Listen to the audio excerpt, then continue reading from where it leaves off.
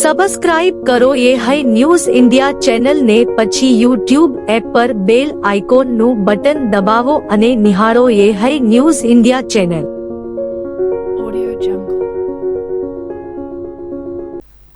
બનાસકાંઠા જિલ્લાના ઓગળ તાલુકાના ઉણ ગામમાં થયેલી બબાલને મામલે હવે પોલીસે એક્શનમાં આવી ગઈ છે।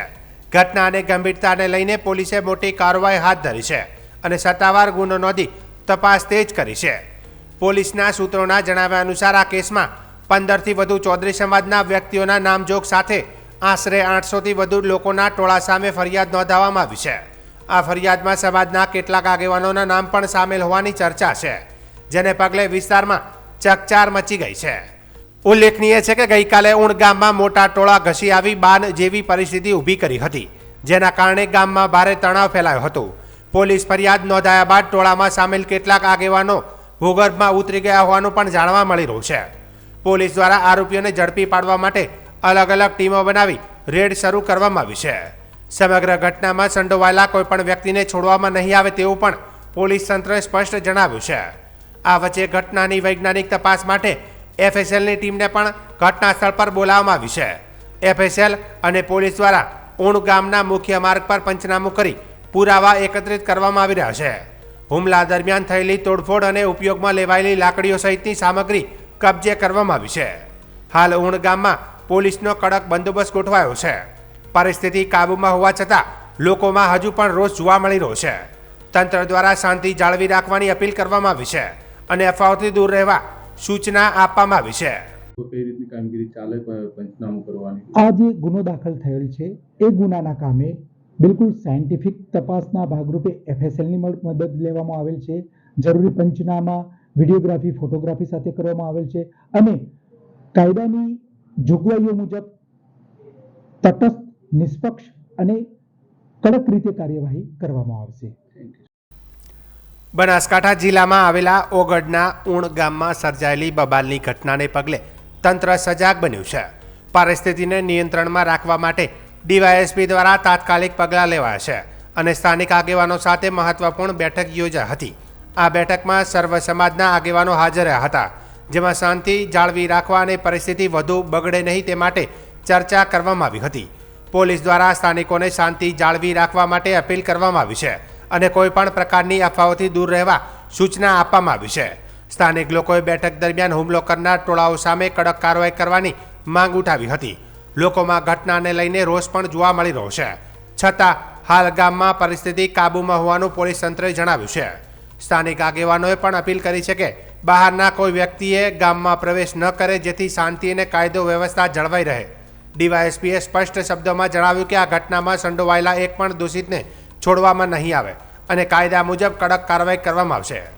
હાલ પોલીસ દ્વારા ગામમાં ચુસ્ત બંદોબસ્ત ગોઠવવામાં આવ્યો છે અને પરિસ્થિતિ પર સતત નજર રાખવામાં આવી રહી છે। થરા પોલીસ સ્ટેશનના ઉણ ગામે જે ગઈકાલે બનાવ બનેલો હતો, જે બનાવના અન્ય કોઈ પ્રત્યાઘાત ન પડે અને સમયસર ગામ લોકોનો, તમામ સમાજનો જે સહકાર મળેલો છે, જેના ભાગરૂપે કોઈ મોટી ઘટના બનતા અટકી ગયેલ છે। પોલીસની સમય સૂચકતા, સમયસર હાજરી અને જરૂરી એક્શનના કારણે હાલ બિલકુલ પરિસ્થિતિ શાંત છે।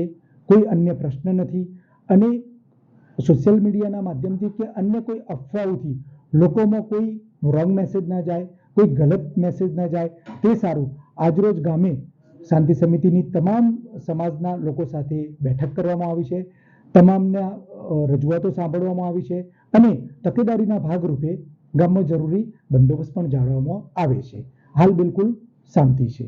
સર, એફએસએલ કઈ રીતની કામગીરી ચાલે પંચનામું કરવાની? આ જે ગુનો દાખલ થયેલ છે એ ગુનાના કામે બિલકુલ સાયન્ટિફિક તપાસના ભાગરૂપે એફએસએલની મદદ લેવામાં આવેલ છે। જરૂરી પંચનામા વિડીયોગ્રાફી ફોટોગ્રાફી સાથે કરવામાં આવેલ છે અને કાયદાની જોગવાઈઓ મુજબ તટસ્થ, નિષ્પક્ષ અને કડક રીતે કાર્યવાહી કરવામાં આવશે।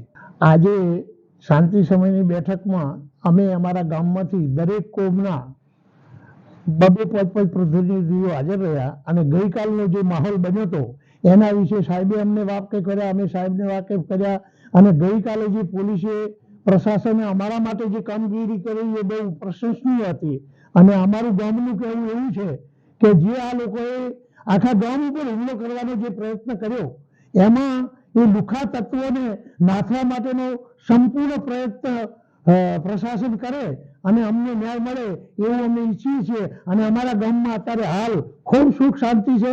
કોઈ અનિચ્છનીય બનાવ બને એવા સંજોગો નથી. પોલીસે અમને ફૂલ રક્ષણ આપેલું છે. અત્યારે હાલ બંદોબસ્ત ગોઠવાયેલો છે. અમારે કોઈ અજુગતું બને એમ નથી. કોઈને અહીં આવવાની જરૂર નથી. અમે બધા હેમખેમ કુશળક્ષેમ છીએ. કોઈ તકલીફ નથી આજની તારીખમાં. વાવથરા જિલ્લાના સરહદી પંથકમાં કેનાલ તૂટવાની ઘટનાઓ સતત સામે આવી રહી છે, જે ખેડૂતો માટે મોટી મુશ્કેલી બની રહી છે. સોયગામ તાલુકાના કોરટી ગામની સીમમાંથી પસાર થતી માઇનોર કેનાલમાં ફરી એકવાર મોટું ગાબડું પડતા લાખો લીટર પાણીનો વેડફાટ થયો છે. મળતી માહિતી મુજબ આ કેનાલમાં માત્ર 1 મહિના પહેલા જ મરામત કરવામાં આવી હોવાનું સામે આવ્યું હતું. તેમ છતાં ફરીથી કેનાલ તૂટતા કામની ગુણવત્તા પર ગંભીર પ્રશ્નો ઊભા થયા છે.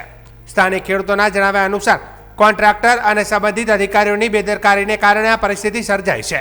કેનાલ તૂટતા આસપાસના વિસ્તારોમાં લગભગ 3 એકર જેટલી જમીન પાણીમાં ગરકાવ થઈ ગઈ છે. એટલું જ નહીં, પાણીનો પ્રવાહ વધતા બાજુના ખેતરોમાં પણ પાણી ફરી વળતા પાકને નુકસાન થવાની શક્યતા ઊભી થઈ છે. ખેડૂતોએ આ ઘટનાને લઈને ભારે રોષ વ્યક્ત કર્યો છે અને તાત્કાલિક કાર્યવાહી કરવાની માંગ ઉઠાવી છે. આ ઉપરાંત કેનાલ તૂટવાથી કોરટી અને કોણોઠી ગામને જોડતો મુખ્ય માર્ગ પણ પાણીમાં ગરકાવ થઈ જતા વાહન વ્યવહાર સંપૂર્ણપણે બંધ થઈ ગયો છે, જેના કારણે સ્થાનિક લોકોને અવરજવર માટે ભારે મુશ્કેલીનો સામનો કરવો પડી રહ્યો છે. સ્થાનિક લોકો અને ખેડૂતો દ્વારા માંગ કરવામાં આવી છે કે જવાબદાર કોન્ટ્રાક્ટર સામે કડક કાર્યવાહી કરવામાં આવે તેમજ કેનાલની યોગ્ય રીતે મરામત કરી આવી ઘટનાઓ ફરી ન બને તે માટે સચોટ આયોજન કરવામાં આવે. હાલ સમગ્ર વિસ્તારમાં આ બનાવને લઈને ભારે ચકચાર મચી છે. ગામ કોરેટી, તાલુકો સોયગામ, જિલ્લો વાવથરા.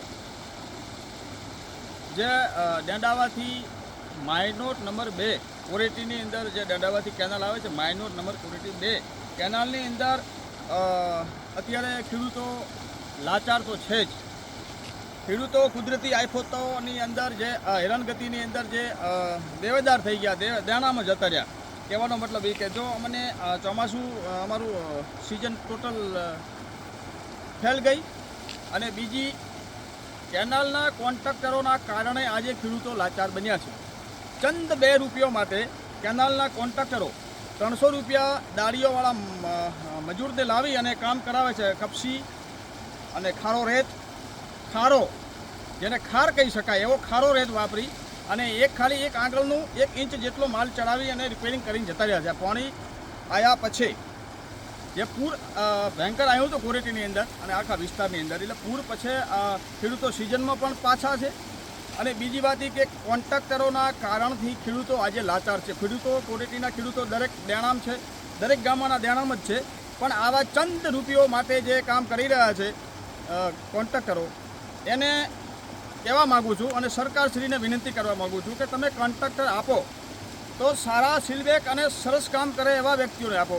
આ રૂપિયો માટે થઈ અને આજે ખેડૂતો રોવેલા. ખેડૂતોના 4-4 વીઘામાં પાણી ફરી વળ્યું છે. અને જે મેન રસ્તો છે, માઇનોર કેનાલ વચ્ચે પડી છે, મેન રસ્તામાં મારે ભરાઈ ગયા બેન દીકરી હોય કે ચાહે ખેતરે જવા માટે પશુપાલકો હેરાન થઈ રહ્યા છે. અને ચંદ 2 રૂપિયા કમાવા માટે આ કોન્ટ્રાક્ટરોએ સિમેન્ટ નથી વાપરી, સારી કપસી અને ખારો રેત વાપરી અને આ બિલ પાસ કરાયું છું. 2015ની અંદર બજેટ પાસ કર્યું. જે કોન્ટ્રાક્ટરોએ બજેટ મળતા હોય એની અંદર આ વખતે બજેટ રોકાઈ ગયું. કેનાલ સિઝનમાં ચાલુ ન થઈ એનું કારણ એ કે કોન્ટ્રાક્ટરોએ બજેટ વધારવા માટેની અપીલ કરી હતી સરકારશ્રીઓને. એટલે બજેટ સરકારે વધારી અને કોન્ટ્રાક્ટરોને ડબલ બજેટ આપ્યું. ડબલ બજેટના પૈસા ખાઈ અને આજ ખેડૂતો લાચાર કેમ છે? આ કોન્ટ્રાક્ટરોના કારણે ખેડૂતો લાચાર છે. અત્યારે ખેડૂતોની પાસે પૈસા નથી. 3 સિઝન ફેલ ગઈ. સરકારશ્રીઓ કોઈ ધ્યાન દોરતા નથી. કેનાલ નિગમના અધિકારીઓને કહેવા માગું છું કે આવા જે છેડતી કરવાવાળા જે આ કેનાલની છેડતી કરે ચંદ 2 રૂપિયો માટે જે ખેડૂતોની જે બધી રીતથી પથારી ફેરવી હોય તો કોન્ટ્રાક્ટરોને તમે જવાબ આપો. આવા કોન્ટ્રાક્ટરોને રખાય નહીં.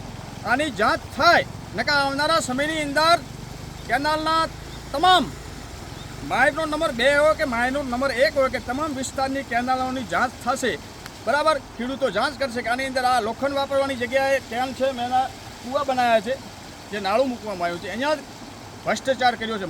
મોટું બજેટ કાઢું અને હાવે હાવ ખૂટલ વેડા કર્યા.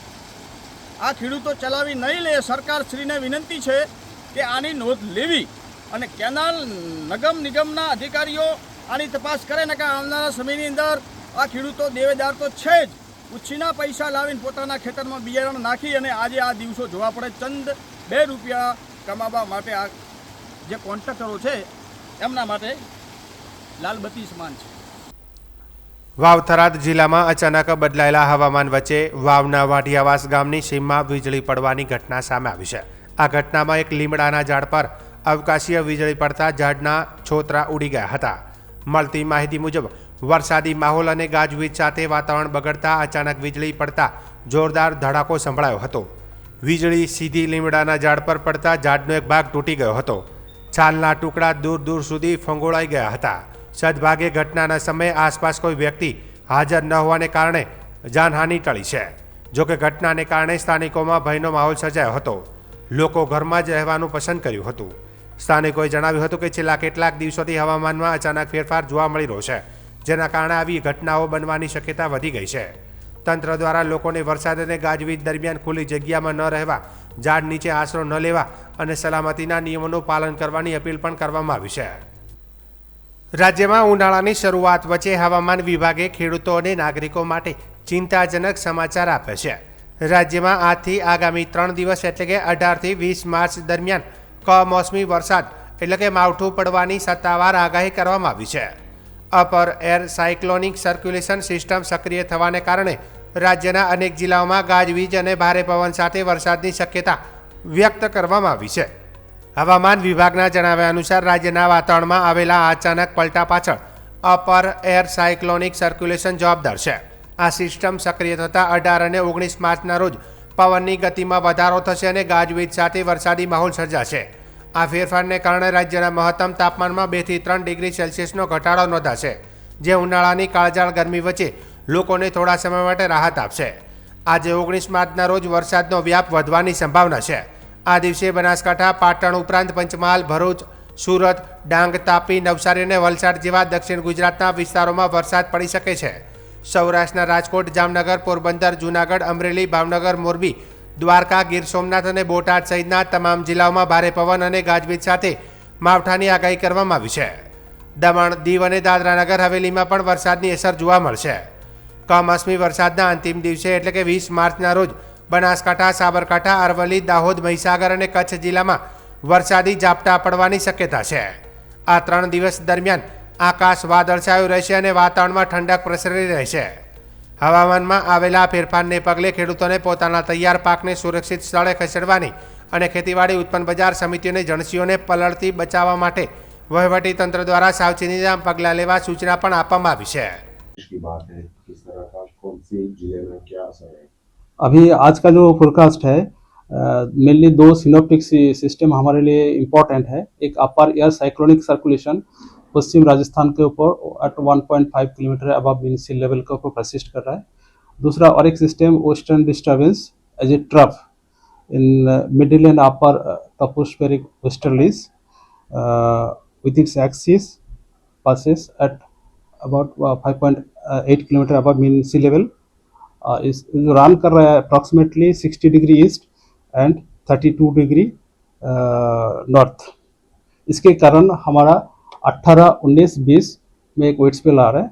18 तारीख हमारा इक्का दुक्का स्थानों में बारिश का संभावना रहेगा, मेनली नॉर्थ गुजरात रीजन और सौराष्ट्र कच्छ की जो नॉर्दर्न पार्ट है इसमें रहेगा. और 18 को 19 को जो रहेगा बारिश, इसमें कुछ हिस्सों में बारिश रहेगा. इसमें पूरा गुजरात राज्य के लिए हम लोग दिया है, कुछ हिस्सों के लिए. और 20 तारीख को फिर नॉर्थ गुजरात एंड जो सौराष्ट्र कच्छ की जिला है उसमें रहेगा. और इसमें येलो वार्निंग के साथ हम thunderstorm with lightning wind speed 40 to 50 kilometre प्रति घंटा रहने का भी पूर्वानुमान दिया गया है. इसमें जो जिला आ रहा है, जो 18 तारीख जो डिस्ट्रिक्ट आ रहा है उत्तर गुजरात की बनासकांठा, पाटन 2 डिस्ट्रिक्ट आ रहे हैं. और जो हमारा दक्षिण गुजरात की जिला आ रहा है डांग, तापी, नवसारी, वलसाड, दमन, दादरा नगर हवेली. और जो सौराष्ट्र कच्छ में डिस्ट्रिक्ट आ रहा है जामनगर, मोरबी, द्वारका, कच्छ, ये 18 मार्च के लिए। 19 मार्च में सारे district including union territory Daman Diu Dadra Nagar Haveli के लिए thunderstorm light to moderate rain का पूर्वानुमान है। और जो 20 मार्च को जो डिस्ट्रिक्ट आ रहे हैं उत्तर गुजरात की बनासकांठा, साबरकांठा, अरावली, दाहोद, माहीसागर के लिए दिया गया है और आइसोलेटेड प्लेसेस कच्छ के लिए दिया गया है। इसमें आगे जो मैक्सिमम तापमान का बात करें तो मैक्सिमम तापमान जो है अगले 3 दिन 2 से 3 डिग्री सेंटीग्रेड फॉल रहेगा, गिरावट रहेगा। उसके आगे thereafter 2 to 3 degree centigrade rise रहेगा। लघुत्तम तापमान भी सिमिलर सिचुएशन रहेगा, 2 से 3 डिग्री सेंटीग्रेड अगले 3 दिन फॉल रहेगा। उसके आगे 2 से 3 डिग्री सेंटीग्रेड टेम्परेचर बढ़ेगा। अहमदाबाद के लिए जो पूर्वानुमान है मेनली क्लियर स्काई रहेगा, 37 डिग्री उच्चतम तापमान जो 37 डिग्री सेंटीग्रेड पूर्वानुमान दिया गया है। और कोस्टल क्षेत्र में अभी पवन का जो दिशा रहेगा दक्षिण पश्चिम से पश्चिम दिशा से पवन चलने का पूर्वानुमान है। स्पीड जो है 15 से 20 नॉट। सबसे ज़्यादा तापमान रिकॉर्ड हुआ है राजकोट में 38.5 डिग्री सेंटीग्रेड, जो सामान्य से 1.6 डिग्री सेंटीग्रेड ज़्यादा है। अहमदाबाद में रिकॉर्ड हुआ है 36.7, जो सामान्य से -0.1 डिग्री सेंटीग्रेड कम है। गांधीनगर में रिकॉर्ड हुआ है 36.5 डिग्री सेंटीग्रेड, जो सामान्य से 0.4 डिग्री सेंटीग्रेड नीचे है। 3 दिनों के बाद सर गर्मी में किस तरह की बढ़ोतरी? हाँ, 2 से 3 डिग्री सेंटीग्रेड ग्रेजुअल राइज रहेगा, धीरे धीरे 2 से 3 डिग्री सेंटीग्रेड टेम्परेचर उच्चतम तापमान और लघुत्तम तापमान दोनों में ही बढ़ता है 3 दिन के बाद। વાવ-થરાદ જિલ્લાના દિયોદર તાલુકાના લુદ્રા ગામે આયોજિત ઓગળનાથ નાઇટ ક્રિકેટ ટુર્નામેન્ટની ફાઇનલ મેચમાં આરોહી સોલાર બાબરે શાનદાર પ્રદર્શન સાથે વિજય હાંસલ કર્યો હતો। 3 મહિના સુધી ચાલેલી આ ભવ્ય ટુર્નામેન્ટનો સમાપન ઉત્સાહભેર થયો હતો। ફાઇનલ મુકાબલો આરોહી સોલાર ભાભર અને સધી 11 દિયોદર ડેવિડ વચ્ચે રમાયો હતો, જેમાં આરોહી સોલાર ભાભરના ઓપનર બેટ્સમેન પ્રશાંત ઠાકોરે ધમાકેદાર બેટિંગ કરતા માત્ર 37 બોલમાં 107 રનની શાનદાર સદી ફટકારી હતી। તેમની આ ઇનિંગના આધારે ટીમે 212 રનનો મોટો ટાર્ગેટ ઊભો કર્યો હતો। જવાબમાં સધી 11 દિયોદરની ટીમે 128 રન સુધી સીમિત રહી અને આખી ટીમ ઓલ આઉટ થઈ ગઈ હતી। પરિણામે આરોહી સોલાર બાબરે ભવ્ય જીત મેળવી ટુર્નામેન્ટનો ખિતાબ પોતાના નામે કર્યો હતો। આ ટુર્નામેન્ટમાં આશરે 250થી વધુ ટીમોએ ભાગ લીધો હતો, જે લુદ્રા ગામ માટે ગૌરવની વાત બની છે। ગામના લોકોના સહયોગથી પ્રથમવાર યોજાયેલી આ નાઇટ ક્રિકેટ ટુર્નામેન્ટમાં ખૂબ જ સફળ રહી હતી। આયોજકોએ ગામ લોકોનો હૃદયપૂર્વક આભાર વ્યક્ત કર્યો હતો।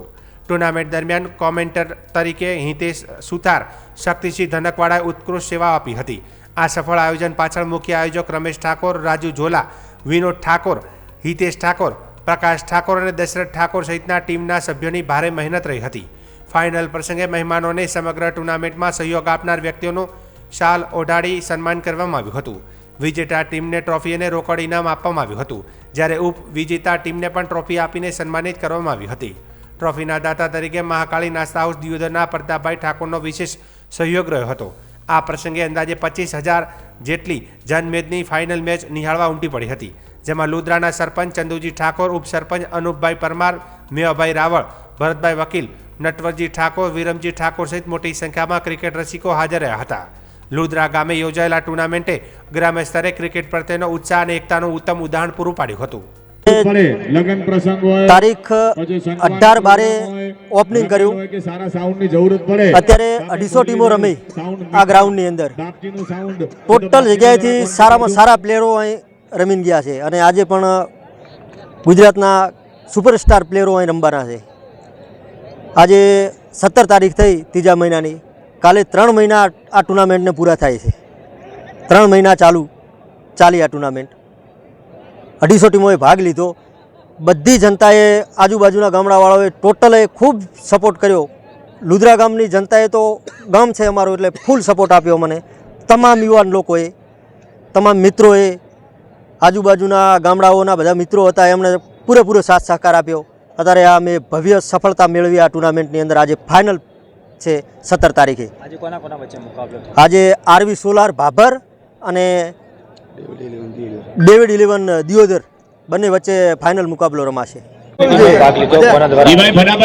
મારું નામ રમેશભાઈ ઠાકોર। આ 256 ટીમોએ ભાગ લીધો છે અને આજે ફાઇનલ મુકાબલો છે અને લુદ્રા ગામનો પૂરેપૂરો મને સપોર્ટ મળ્યો છે અને આમ તો બધા ગામોનો પૂરેપૂરો સપોર્ટ મળ્યો છે અને ભવ્ય રીતે અમે સફળતા મેળવી છે. આજે ફાઇનલની અંદર સતી 11 ડેવિડની ટીમ છે અને સોલાર એનર્જી બાભરની ટીમ છે અને બંને ટીમોને અમે ટ્રોફીથી અને રોકડ રકમથી સન્માનિત કરીશું.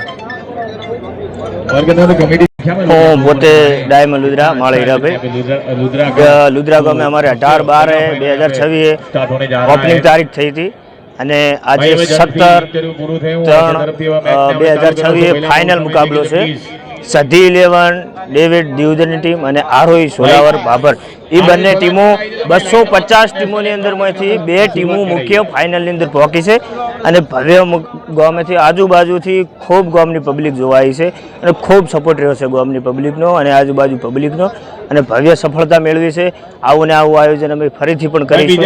ચોક્કસપણે જે પણ ટીમ આજે જીતે તેને ફાઇનલથી સન્માનિત કરીશું, વિજેતાને ટ્રોફી આપીશું અને ઉપવિજેતાને પણ ટ્રોફી આપીશું અને બહુ સરસ રીતે આ ટુર્નામેન્ટનું આયોજન થયું છે અને બહુ સફળતાપૂર્વક આ લોકોએ પણ સપોર્ટ આપ્યો છે તે બદલ તેમનો ખૂબ દિલથી આભાર. હિન્દુ કેલેન્ડર મુજબ ચૈત્ર નવરાત્રિ ગુડી પડવાના દિવસથી શરૂ થાય છે તેમજ મહારાષ્ટ્રીયન પરિવારોનું નવું વર્ષ આ દિવસથી શરૂ થાય છે. ત્યારે વડોદરામાં મહારાષ્ટ્રીયન પરિવાર દ્વારા ઘરમાં તેમજ ખારીવાવ રોડ ઉપર ઉત્સાહથી નવ વર્ષની ઉજવણી કરી હતી.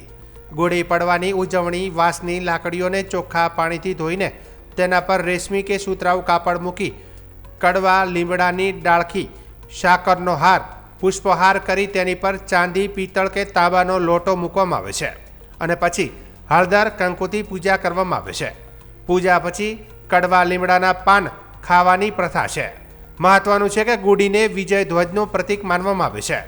મહારાષ્ટ્રીયન પરિવારો ઘરની બહાર ગુડી ઊભી કરીને નવા વર્ષની શરૂઆત કરે છે અને એકબીજાને મળીને નવા વર્ષની શુભેચ્છાઓ આપે છે.